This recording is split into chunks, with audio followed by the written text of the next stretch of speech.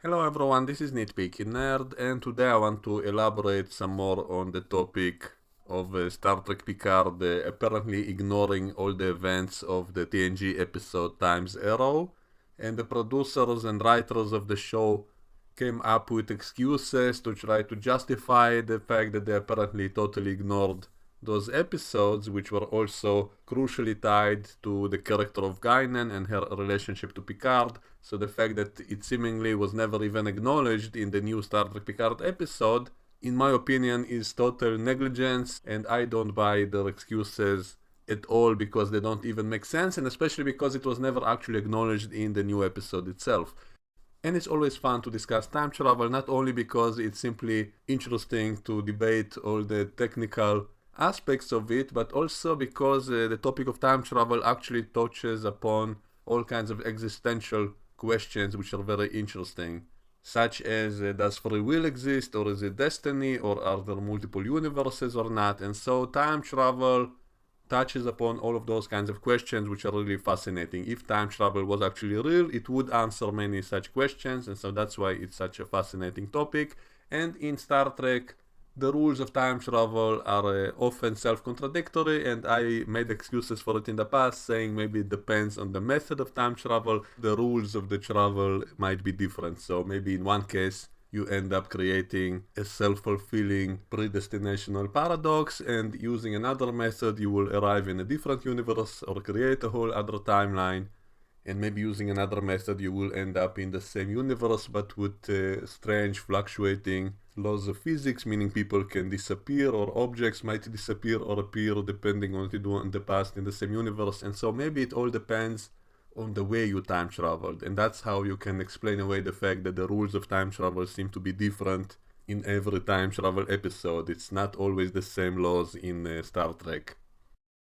And in the episode Time's Arrow, it all seemed to be a predestinational time loop, meaning it was always meant to happen and couldn't have happened any other way. And what many of the apologists of the new show seem to forget is that it was not just some innocent visit to the past that could have been erased and wouldn't change anything, but in fact they saved humanity in that episode, because there was some group of aliens who traveled back in time to eat the neural energy of people, and presumably they would have continued doing so if they weren't stopped by Picard and his crew. And so they actually saved humanity, or at least a whole bunch of people in the past, by destroying those aliens in the end. And so if they erased that time travel event, it wouldn't explain what happened with those aliens. Would they continue killing people in the past? Wouldn't that change the future as well? And so I don't buy the new excuses that that whole event could have not exist and it wouldn't change the present. And so the new theory basically says this, that because the Federation did not exist in the future, then Picard never traveled back to the 19th century and never met Guinan in the past, and that's why she didn't recognize him when she met him in the 21st century in the new episode of Picard. And that is something hard to buy. I guess those aliens could have been stopped some other way, or maybe they never meant to change the past of Earth. Maybe that's why they were killing people in the times of sickness and stuff like that, because maybe they were harvesting people who would have died anyway, and so maybe what they did would not have affected the future. Maybe they were limiting their involvement in the past in small doses, so it wouldn't change anything, and then move to another planet to do the same. So we can make up excuses for it, and I would be more than willing to do that if it wasn't so insulting.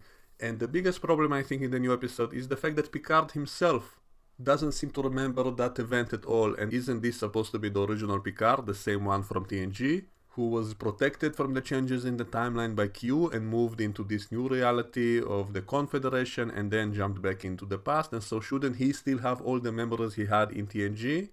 Because for him it all happened, and so how come he wasn't surprised when Guinan didn't recognize him, if for him it did happen? So shouldn't he have been surprised just as we, the audience, were surprised that Guinan didn't remember him? And if they did that, then at least it would have acknowledged those events. It wouldn't feel as if the writers simply missed that episode and simply don't know about it. And then it wouldn't be so insulting. Then I would be willing to accept that excuse, even though it still doesn't make a lot of sense. But many other episodes of Trek also didn't really make much sense if you really analyze them. So I would have been willing to accept that theory if it was at least acknowledged in the episode. So Picard should have been surprised that Guinan doesn't recognize him. He should have told her, don't you remember me? We met a century ago, and then she would say no, and then he would kind of ponder about it, or maybe discuss it with some other character like Jurati, and then they would understand that because the timeline changed so drastically, maybe the events of the past also changed.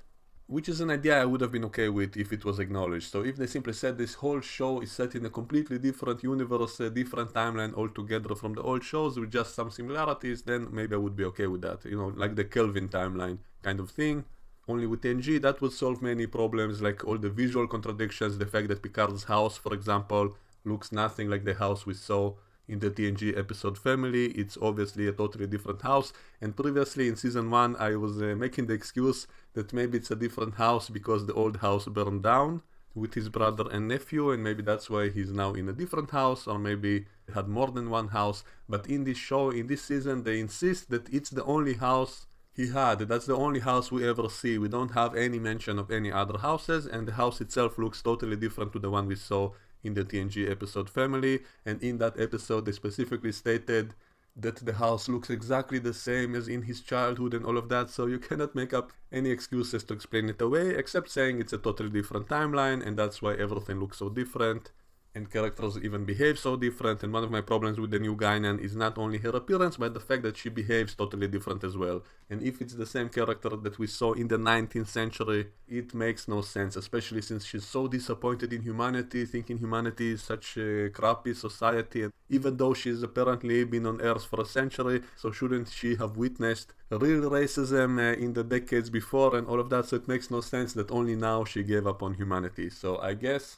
it must be a totally different timeline from the get-go, otherwise it doesn't make sense even character-wise. And also the fact that the timeline changed from before 2024, if the events of Time's Arrow never happened in this new universe, then what's the point of them trying to fix the timeline when it obviously would be drastically different even if they succeed, because the events of Time's Arrow never happened. And that whole scene with the punk, which was cute, it was one of the only scenes I actually enjoyed in the show, doesn't make much sense now either, because if they're now saying in this new theory that because the future changed and there was never a Federation in the future, then all the time travelers of the Federation never arrived in the past either, they were never in the past, then why was that punk touching his neck as if he remembers Spock from the voyage home? And so by the new theory, Spock could not have traveled to the past with Kirk, because remember, in the new evil timeline of the Confederacy, it's a human-centric empire, meaning Vulcans are at war with humans, so why would Spock come with Kirk into the past to save Earth? So it doesn't make any sense now that Spock would be in the past with Kirk, even if they did travel to the past at all. So why was that punk touching his neck as if he remembered the incident from the voyage home, which according to the new theory wouldn't have occurred, because time travelers from the Federation of the future wouldn't have existed in the past of this new timeline, according to the new Guinan theory. So that's one more logical problem. So I guess it's just a coincidence he was touching his neck, and so that kind of ruins the whole essence of that cameo, of that reference to the voyage home. Another problem with this new theory that basically says that if the future changes, then any time travelers from that future who time traveled into the past basically disappear in the past because they never traveled to the past. But that contradicts many direct examples we have. For example, how come Scylla still exists even though her mother Tasha Yar is from an alternate future which never happened by the end, because that was a future in which the Federation was at war with the Klingons in the 24th century, and that future was changed and erased, and yet Tasha Yar from that alternate future still exists in the past to give birth to Scylla, and Scylla still remains in existence, which means that Tasha Yar from the alternate future did still exist in the past. She did not disappear, even though the future she came from ceased to exist. And so that's one example of time travelers from alternate futures still existing in the past. And so by the same logic, Picard and Data and the TNG crew that we saw in the episode Time's Arrow should still be in the past, even if the future they came from was altered by a different time travel event. It will not erase their presence in the past. So everything we saw in the past segments in Time's Arrow should still be in the past, even if something else changed that same future they came from. Otherwise, why would Scylla still exist and remember her mother who came from an alternate future? And so basically, there should be a ton of different time travelers from many different timelines, which would create a different logical problem. So I'm willing to compromise and say that maybe it doesn't always work like that. As I stated in the beginning, maybe it depends on the method that the time traveler used. And so maybe sometimes they end up in a different timeline, sometimes they disappear completely from existence, and other times they become part of the normal timeline in a kind of predestinational time loop, as was the case in Time's Arrow. And therefore it's a huge contradiction with what we now hear in the new excuses for why Guinan doesn't remember meeting Picard in the 19th century. And worse than that, Picard himself doesn't seem to remember that, even though he's supposed to be the same Picard. And also all of this stuff really kind of ruins the whole plot of the season, because the whole point of them going into the past was to fix the timeline in a point before it was changed, but apparently it was changed from much before that already, in a kind of retroactive wave of change.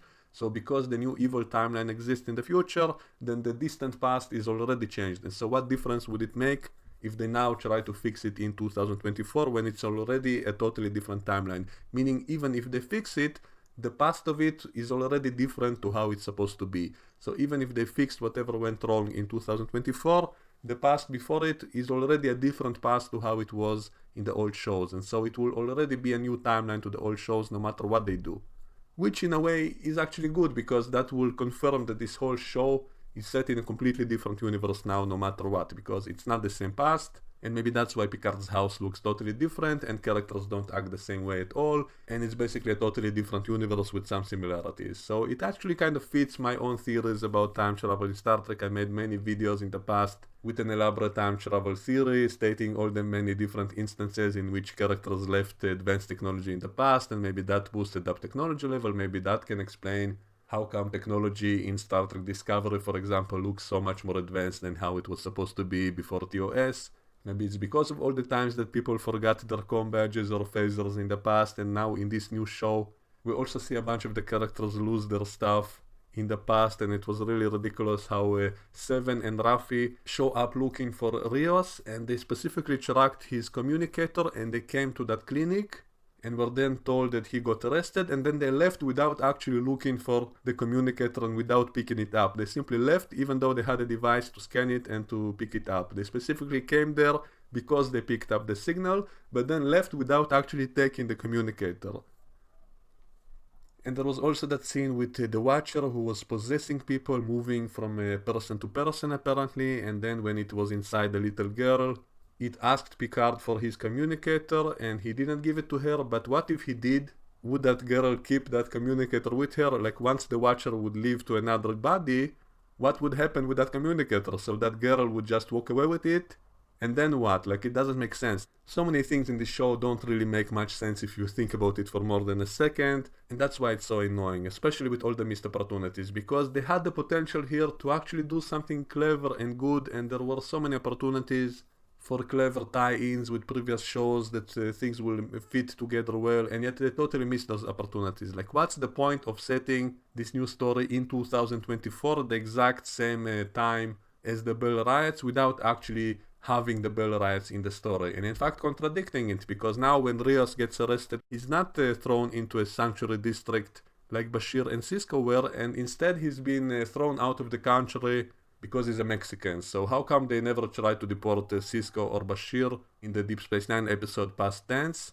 They also had no ideas on them, they also had no proof of being citizens in that episode, and yet they were put into those ghettos for the homeless basically. So how come that's not the plot in this season if it's supposed to be taking place before those events? And all these things simply don't fit together well, and so it's a missed opportunity, and that's really annoying. So it basically confirms this must be a totally different timeline, because things work differently. And Guinan complaining about racism in 2024 also doesn't seem to fit not just reality, but also that episode of Deep Space Nine in which we saw that those events had nothing to do with race, that people of all colors were inside those ghettos, and meanwhile the rich people in society were also of all races. We specifically had scenes when Dax was talking to some rich elite people, and they were specifically shown to be of all races, and so that meant those issues had nothing to do with race. It was about class, it was about money, it wasn't about race anymore. And yet apparently in this show it's now all about race, because even though Guinan is an alien, she's still complaining about being mistreated because of her skin color, I guess. And it's especially ridiculous coming from Guinan, who we know was on Earth in the 19th century, and her visit to Earth back then would have still happened even if not for the time travel incident of Picard and Data. She still would have come to Earth to visit, and so if she witnessed real racism in Earth's past and was not that much bothered by it, how come she's suddenly bothered by it in 2024? So it's totally ridiculous. It's one of the many flaws of the show, that nothing makes any sense in the grand scheme of things, and even character-wise. It doesn't really make any sense, and that's why I don't buy any of these excuses. It's totally not just illogical, but it's simply insulting. It's simply kind of a bad remake of this universe and these characters and the story, so nothing makes any sense. It's much more stupid now, it's much more annoying now, and so that's why I don't buy these excuses, even though in theory I could have been fine with such a convoluted excuse for a lot of changes. I would even be fine with kind of remaking and rebooting the Star Trek franchise in some way, and using time travel is a good way to do it without totally ignoring everything that came before. That's a theory I myself suggested in a few videos I made about this topic, so I'm not against that idea in theory, but the way they're doing it, the execution of it, is so ridiculous, it's so badly written, it's so lame, it's so disappointing, it has so many missed opportunities that it's unforgivable in my opinion. So that's my opinion on it. Let me know what you think, and we can discuss all of this in the comments below, and I will see you all next time. Bye bye.